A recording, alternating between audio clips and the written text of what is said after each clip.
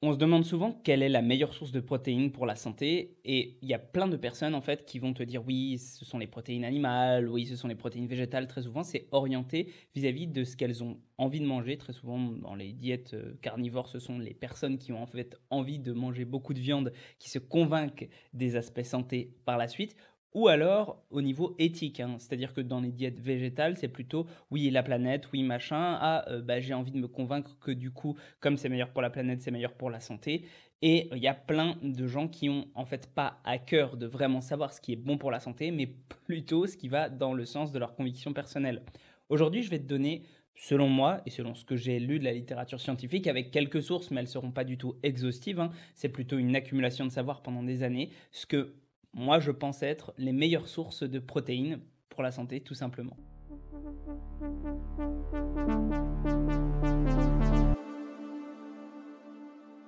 On va commencer avec une publication que j'avais faite sur Twitter où j'avais expliqué que les œufs étaient mauvais pour la santé cardiovasculaire.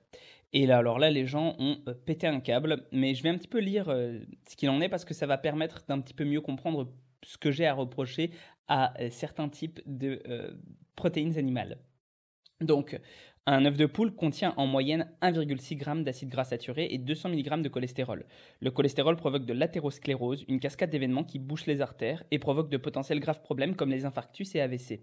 On dit souvent que le cholestérol ingéré n'a pas d'impact sur notre taux sanguin de ce dernier, donc il ne faut pas s'en inquiéter. C'est faux. Selon cette méta-analyse de 27 études sur le sujet, on voit très bien une relation entre le cholestérol ingéré et notre taux sanguin.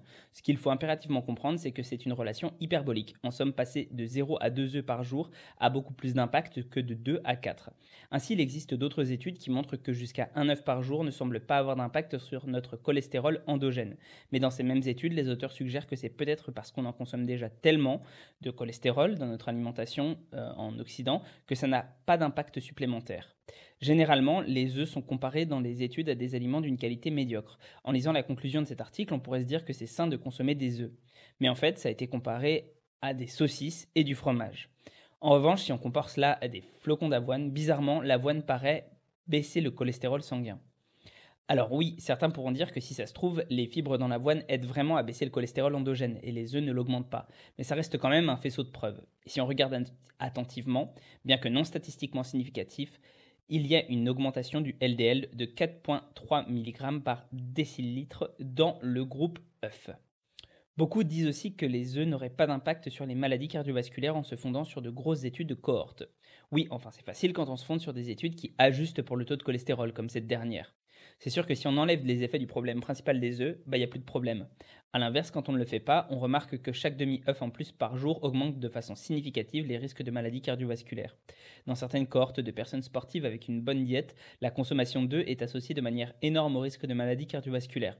6 œufs ou plus par semaine, soit moins de 1 par jour, égale 168% d'augmentation de risque de mort par maladie cardiaque. Ne paniquez pas pour autant, ce sont des études observationnelles. Il faut se garder de conclure de la causalité absolue. Et d'ailleurs, tout le monde n'a pas la même sensibilité à l'augmentation de cholestérol dans la diète. Il y a les hypos et les hyperrépondeurs. En gros, ceux pour qui ingérer du cholestérol ne fera rien à leur propre cholestérol et ceux pour qui ça va faire exploser les stats. Vous ne pouvez pas vraiment savoir dans quelle case vous situez si vous ne faites pas de bilan lipidique régulier, d'où l'intérêt d'en faire régulièrement si vous mangez beaucoup d'œufs. Mais il faut noter qu'on remarque tout de même que remplacer des calories d'œufs par des calories de végétaux, notamment des protéines en fait, ça fait baisser grandement les risques de maladies cardiovasculaires et même de cancer. Bref, au vu de toutes les preuves scientifiques sur le sujet, les œufs ne sont pas un aliment santé et en consommer le moins possible est recommandé. Ne paniquez pas si vous le faites, il faut aussi se faire plaisir dans la vie, mais si je peux vous conseiller de ne pas en avoir de façon régulière dans votre diète, ou disons le moins possible, c'est bien aussi. Et alors quand j'ai dit ça, eh ben, il y a plein de personnes qui sont montées au créneau, qui ont trouvé d'autres méta-analyses, etc. Et bref, qui n'étaient pas forcément hyper OK avec cette take-là, qui disent que les œufs sont un aliment nutritif, etc. C'est pas du tout ce que j'ai voulu dire. D'ailleurs, j'ai fait un autre post. Alors, je vais lire l'autre post et puis ensuite je ferai les conclusions totales de ça. Donc, mon autre post, c'était réponse aux arguments généralement opposés à ceux développés dans le Fred, car je comprends qu'on puisse vraiment se dire qu'il y a un pépin au vu du fait que l'opinion publique s'est souvent retournée sur cette question. Premier argument, beaucoup d'études trouvent que les œufs peuvent être nuls, voire positifs pour les risques de maladies cardiovasculaires. Deux choses. Depuis les années 1960 jusqu'à 2019, la part des études financées par l'industrie a augmenté de 0 à 60%. Les données de ces études ne sont pas falsifiées, mais les conclusions qu'on peut en tirer, comme c'est souvent le cas lorsqu'il y a conflit d'intérêts, sont bizarrement très souvent à l'avantage des œufs, même quand on pourrait avoir un peu plus de prudence. Mais il y a aussi le fait qu'on interprète une augmentation du cholestérol comme positive à partir du moment où le HDL, bon cholestérol, augmente au moins autant que le LDL, mauvais cholestérol. On appelle ça avoir un profil lipidique positif, car le HDL aurait un effet protecteur. Pourtant, des données récentes suggèrent qu'en réalité, en isolant les facteurs, avoir un haut HDL ne protégerait pas nécessairement. Pire, en utilisant des médicaments pour augmenter le niveau de HDL chez les gens, on augmente aussi les risques de maladies cardiovasculaires. Et on remarque de toute façon que peu importe le HDL, une augmentation du LDL conduit à des risques plus élevés de maladies cardiovasculaires. Je ne pense pas qu'on puisse conclure, selon ces données, qu'un haut taux de HDL suffise à compenser un haut taux de LDL. Deuxième argument, oui, mais avoir des taux trop faibles de cholestérol, c'est pas forcément bon. Certes, mais le risque de maladie cardiovasculaire semble être minimisé à 50 voire 70 mg par décilitre, soit bien en dessous de l'européen moyen qui est à environ 100 à 110, taux qu'on retrouve chez les populations véganes à la plus haute espérance de vie. Troisième argument, chez les Japonais et les Chinois, on ne montre pas cette association. On m'a dit ça plusieurs fois sans m'envoyer les études, je ne les ai pas trouvées. Il peut cependant y avoir plusieurs explications, ce sont des hypothèses non vérifiées. Le régime alimentaire global est très pauvre en graisses saturées, cholestérol et riche en fibres, qui font baisser le cholestérol sanguin, donc l'ajout d'eux n'est pas un problème. Les populations asiatiques possèdent une forte proportion de faibles répondeurs au cholestérol dans l'alimentation. En consommer plus ne serait donc pas un souci pour la majorité de ces populations. Les études ont été ajustées pour le cholestérol, sont mal menées. En d'autres termes, je préfère me fier aux études sur les occidentaux en tant qu'occidental, avec une diète générale d'occidental. Quatrième argument, les œufs contiennent d'autres nutriments géniaux, ce serait con de s'en priver pour ça. Dans le cadre où l'on serait un faible non-répondeur à l'augmentation du cholestérol sanguin par le cholestérol alimentaire, alors je pense que les œufs contiennent plein de nutriments géniaux. Cela vaut-il le coup pour autant de les consommer, même si on peut les retrouver ailleurs dans le cadre dans lequel on serait un répondeur normal haut? Je ne pense pas. Toujours est-il qu'on en revient au sempiternel. Faites un bilan lipidique pour être sûr, ça ne mange pas de pain, et si votre cholestérol est trop haut, essayez de retirer les œufs pour voir. Il est à noter que je ne suis pas diététicien, je ne donne pas de conseils de remplacement car j'en serais bien incapable et je m'en sens pas la compétence. En revanche, je les diètes, ma copine, conflit d'intérêt je sais, elle l'est et elle est super forte grâce à elle, je mange mieux et j'ai perdu 4 kilos sans même ressentir d'effets négatifs. Donc je vous invite à aller lui poser des questions à elle. Donc, en dehors de la pub intempestive pour ma copine, je pense que j'ai un petit peu exprimé ce qui est le plus important à savoir vis-à-vis des œufs en fait, et vis-à-vis des protéines animales de façon générale, puisque les problèmes des protéines animales se retrouvent très souvent dans les œufs. Alors dans les œufs, il y a le cholestérol en plus, il y a quand même de façon générale des graisses saturées. Alors, j'ai encore récemment des gens qui m'ont dit oui, non, mais toutes les graisses saturées sont pas mauvaises pour la santé. D'accord, peut-être que toutes les graisses saturées ne sont pas mauvaises pour la santé. En attendant, les graisses saturées dans les produits animaux sont mauvaises pour la santé, puisqu'on remarque à chaque fois des augmentations de maladies cardiovasculaires quand elles sont consommées.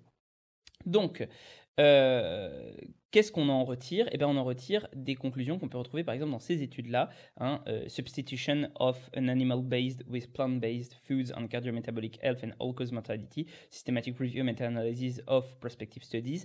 À chaque fois qu'on remplace des protéines animales par des protéines végétales, eh bien, on a une diminution assez nette des maladies cardiovasculaires et des cancers, etc. Ça s'explique encore une fois par plusieurs choses, comme les graisses saturées, mais ça s'explique aussi par notamment le fait qu'il y ait trop de fer héminique dans les viandes rouges et qu'il y ait en plus d'autres composés comme les nitrates pour la consommation, enfin pour la conservation de ces viandes transformées, d'accord, donc de charcuterie, etc. Et ben du coup dans les viandes transformées. Donc c'est plutôt mauvais pour la santé de consommer ces types de viande-là. Donc, ce qu'on remarque en fait, c'est qu'à chaque fois dans les conclusions, shifter depuis un animal-based jusqu'au plant-based, c'est associé bénéfiquement avec les risques de maladies, toutes causes confondues, et de maladies cardiovasculaires. J'ai l'impression qu'on ne voit pas très bien. Là, on voit mieux. Oui. Bref, un autre commentaire que je trouve assez, enfin un autre commentaire sur les œufs, encore une fois, que j'aime bien, c'est celui du docteur Matthew Nagra, d'accord. Alors c'est bien parce que lui, à chaque fois, en fait, quand il dit des trucs dans une vidéo, il met le texte à côté. Donc c'est cool, on n'a pas besoin de regarder toute la vidéo. Et il montre que, de façon générale, eh ben, il y a...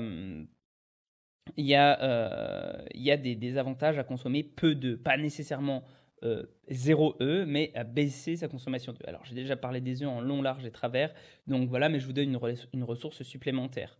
Mais c'est pas si simple que ça, parce que ce qu'on remarque, par exemple, c'est que bah, la viande blanche qui a tendance à avoir peu de graisse saturée, voire pas de graisse saturée, enfin très très peu en l'occurrence, pas de trop de fer puisque c'est de la viande blanche donc il n'y a plus ce fer là ou en tout cas très peu de fer, pas de composés nitrosés donc pas de nitrate etc. Eh bien en fait elle a un effet plutôt neutre là comme on le remarque. Euh, the study shows for the first time robust and inverse association between white meat and all cause and natural association with severe mortality and morbidity. Donc c'est plutôt bon pour, la mortalité de toutes causes confondues, ce qu'on peut comprendre en fait parce que on se dit qu'avoir plus de viande, plus de protéines dans son alimentation, ça augmente le nombre de muscles potentiellement, et ça, bah, pour la mortalité, toutes causes confondues, c'est toujours un avantage, même pour le cancer, quand on finit par avoir un cancer, plus on a de masse musculaire, plus on a de chances de se réchapper d'un cancer. Donc, ça peut se comprendre. Et l'association neutre avec les maladies cardiovasculaires, c'est ni un avantage, parce que dans les sources végétales, il y a des fibres, les fibres qui ont tendance à retirer du cholestérol, d'accord. Donc, retirer du cholestérol, ça permet de réduire les risques de maladies cardiovasculaires. Bon, bah là, c'est ni un avantage ni un désavantage. Ça semble cohérent, donc la viande blanche ne semble pas être un problème. Autre chose, au niveau du poisson. Donc là, fish consumption and all-cause mortality. Et ce qu'on remarque, c'est que le poisson est associé avec une réduction des risques de maladies toutes causes confondues. Pourquoi bah, encore une fois, parce que ça contient un peu de fer, etc. Plus ça contient en fait des graisses oméga 3. Ces graisses oméga 3 essentielles, donc EPA, DHA, bah c'est plutôt très bon pour la santé en fait, hein, et ça a tendance à pas être assez présent dans notre alimentation parce qu'on ne peut pas faire la bioconversion même avec des sources végétales. Donc bah, c'est plutôt bon pour la santé encore une fois. Et puis il y a plein d'autres choses hein, dans les viandes, dans les composés vraiment viande type viande blanche type poisson, c'est qu'on va se retrouver avec de la carnosine, de la taurine, comment on appelle ça, de la B12, de la créatine, toutes ces choses-là, en fait, ils peuvent être soit totalement essentielles pour la santé, soit semi-essentielles. En tout cas, quand je dis semi-essentielles, moi, je me réfère à la performance sportive. Donc, manger de la viande est positif à un certain degré pour la santé. Cependant, bon, bah, on a aussi le cas de la viande rouge et de la viande transformée. Et là, on voit bien que l'OMS, avec plein d'études à l'appui, répond à plein de questions, mais montre bien que, bon, il faudrait quand même se limiter à peu près entre 250 et 500 grammes de viande rouge par semaine, grand maximum. Voilà, je dirais même de réduire un peu plus que ça, hein. En vrai, t'es pas obligé de manger de la viande rouge. Tu peux en manger si tu veux, mais voilà. Et 150 grammes de charcuterie maximum. Et là, il n'y a pas de dose minimale. Moi, je te conseille de ne pas en manger du tout. Évidemment, c'est pas facile parce que ça peut être bon. Tu te fais une raclette et tout, de temps en temps, c'est bon aussi. Mais vraiment limité parce que ça augmente vraiment les risques de cancer. Pour le coup, pas énormément, mais on sait que ça les augmente. C'est pas neutre du tout. Donc voilà. Alors là, on va parler aussi des produits laitiers, donc avec le, comment dire, tout ce qui va être fromage, tout ce qui va être les dairy, en fait, c'est vraiment les produits laitiers de façon générale. Et alors là, je te conseillerais plutôt le livre de Vassilis Iliopoulos, hein. Ça, c'est juste une méta qui est sortie assez récemment, qui est sortie en 2023, donc l'année dernière. Mais je te conseille vraiment le livre de Vassilis qui parle du lait, lait ange ou démon, et écrémez vos préjugés, qui est vraiment très bien, qui résume vraiment toute la littérature scientifique à ce sujet-là. Et Vassilis trouve que le lait est plutôt associé à une augmentation de risque de maladie cardiovasculaire puisqu'il contient des graisses saturées qui ne sont pas vraiment compensées ailleurs et puis on remarque une augmentation du cholestérol, etc. Donc le lait, il faut faire plutôt attention. Le consommer par exemple écrémé, demi-écrémé, pas en consommer trop. Mais après, le reste, c'est beaucoup plus mitigé parce que en fait, dans le fromage notamment, même si on a des graisses saturées, on a un phénomène avec beaucoup de calcium. Le calcium peut avoir tendance à faire comme des savons calciques. Donc c'est-à-dire qu'en fait, il va agripper les graisses saturées et les évacuer. Donc ce qu'on remarque, alors c'est peut-être pas dans cette méta-analyse-là, mais c'est que jusqu'à 120 grammes par jour, il semblerait que ce soit pas grave pour la santé. Alors 120 grammes, ça peut être beaucoup, ça peut être pas beaucoup, voilà, mais ce soit plus ou moins neutre pour la santé cardiovasculaire. Et puis, bah, ça contient plein de protéines, donc c'est plutôt bon pour la santé. On pourrait se dire également que bah, tout ce qui va être fromage blanc et tout, c'est plutôt bon pour la santé. C'est à chaque fois, c'est plutôt le lait qui a tendance à être incriminé. Puis alors, si tu prends du 0% de matière grasse, ou en tout cas du allégé, bah là, ça devient encore meilleur pour la santé. Donc voilà, les, les produits laitiers sont plutôt neutres, voire bons, et contiennent plein de trucs qui sont géniaux, notamment bah, pour les végétariens, c'est une bonne source quoi, de protéines. Donc, en définitive, ce que je pense, c'est qu'il faut quand même toujours avoir un petit peu de viande dans son alimentation. Si on n'en a pas assez, de toute façon, on peut se complémenter, on peut prendre de la créatine, etc. Mais moi, je pense qu'un petit peu de viande dans son alimentation, c'est très bien pour tous les composés que ça peut contenir. Et au-delà de ça, bah, moi, je dirais, en termes de priorité, j'ai noté ça sur un petit bout là. D'abord, les protéines de plantes. Les protéines de plantes, enfin les sources de protéines via les plantes sont meilleures pour la santé que les protéines, que toute protéine animale. Voilà, donc d'abord les protéines de plantes. Ensuite, le poisson. Le poisson semble être très bon pour la santé également. Ensuite, la viande blanche, donc comme on l'a remarqué, la viande blanche se semble avoir un effet neutre. Ensuite, le fromage blanc et le fromage tout court. Alors peut-être un petit peu moins le fromage, mais le fromage blanc, enfin surtout 0% de matière grasse, les skyres et tout, très bien. Protéines de lactosérum aussi, enfin je pense que ça, on est à peu près là-dedans. Voire un peu supérieur parce qu'en fait, tu n'as pas d'autres composants, enfin, tu n'as pas des graisses saturées dans tes protéines de lactosérum, donc de whey. Ensuite, les œufs. D'accord. Donc les œufs, bon, bah, on a remarqué que là, on commence à rentrer dans un truc où si tu en consommes trop par semaine ou si tu es hyper répondeur, c'est pas génial. Cependant, ça reste quand même plutôt pas mauvais. En tout cas, ça reste plus neutre que d'autres choses, même si je ne recommande pas d'en avoir des tonnes dans son alimentation, contrairement à ce que peuvent dire d'autres personnes. Le lait semble être plutôt associé à des risques de maladies cardiovasculaires augmentées, voilà, il faut le savoir. Ça m'empêche pas moi-même d'en boire hein, à chaque fois, ce genre de choses-là, mais il faut être au courant. La viande rouge, là, on rentre dans des choses qui sont associées à des risques de maladies type cancer colorectal. Encore une fois, les maladies cardiovasculaires, là, on est vraiment dans quelque chose d'un peu plus bourrin, donc limité. Et enfin, la viande transformée, donc type charcuterie, etc., où là, il faudrait mieux carrément couper. Donc voilà, pour moi, ça, c'est ma pyramide. Ce qui veut dire que bah, à chaque fois que tu peux remplacer par quelque chose qui est plus haut dans la pyramide, par exemple, tu remplaces, je ne sais pas moi, de la viande rouge par du lait ou des œufs, et bah, ce sera positif. Mais est-ce que ce sera positif dans l'absolu de consommer des œufs? Peut-être pas. Mais si tu remplaces ta viande rouge par des œufs, si tu fais déjà cet effort-là, eh ben, tu auras une grande chance d'avoir une amélioration de tes marqueurs de santé. Donc voilà, il ne faut pas le voir en absolu, il faut l'avoir en relatif. Et plus tu vas tendre vers le plus haut degré de cette pyramide-là, donc vers les protéines de plantes, etc., meilleure sera ta santé. Même si, et c'est là la nuance, encore une fois, que je vais apporter, ça ne veut pas dire qu'il faut manger que des protéines de plantes, parce qu'avoir un petit peu de viande dans son alimentation, c'est bon pour la santé de façon générale. En tout cas, il semblerait que ce le soit. Après, on peut encore une fois y arriver via des compléments alimentaires, mais ce n'est pas le cas de tout le monde. Et puis, il faut savoir un peu ce qu'on fait. Il y a des publications à ce sujet-là. D'ailleurs, j'en ai parlé très récemment dans dans un de mes reels sur Instagram que je te conseille d'aller voir. Voilà, j'espère que ça vous sera utile. J'espère que j'ai pas fait trop d'hésitation, j'ai pas fait trop de choses comme ça, que la vidéo est assez préparée. J'essaye de vraiment faire attention à ça maintenant. J'essaye de progresser. N'hésitez pas à me dire en commentaire s'il y a des choses sur lesquelles vous voulez encore que je progresse. Les liens, j'essaierai de mettre les sources en description. Des fois, j'oublie de le faire. N'hésitez pas à me le rappeler ou je le mettrai en commentaire épinglé. Voilà. J'aime beaucoup ce petit format qui me permet de revenir sur des choses pratiques et utiles. Et puis, j'espère tout bien vous lire et comme ça, ça vous permet de l'écouter aussi en podcast. Encore une fois, si vous voulez me soutenir, il faut liker, partager, commenter. Et puis prenez soin de vous et à la prochaine.